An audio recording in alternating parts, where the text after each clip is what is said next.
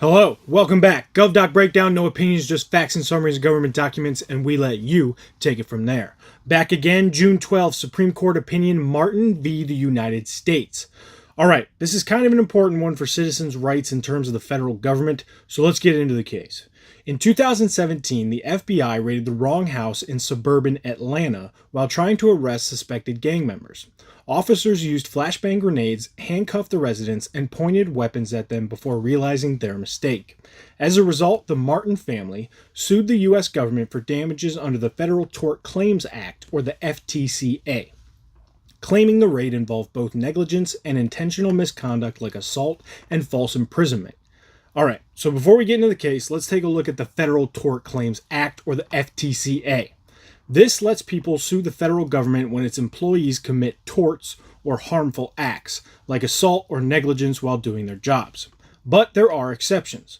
One, the intentional tort exception, which says normally you can't sue for things like assault, battery, or false imprisonment. Two, the law enforcement proviso, which is in response to the intentional tort exception, and it's a special rule that makes an exception to that exception, saying you can sue for 6 specific harmful acts like assault or false arrest, if a federal law enforcement officer committed them, and that's important. And 3, the discretionary function exception, saying you can't sue if the harm was caused by a federal employee making a judgment call. A discretionary decision, basically, even if they made a bad one. So, in this case, we are dealing with 2 legal questions around the Federal Tort Claims Act.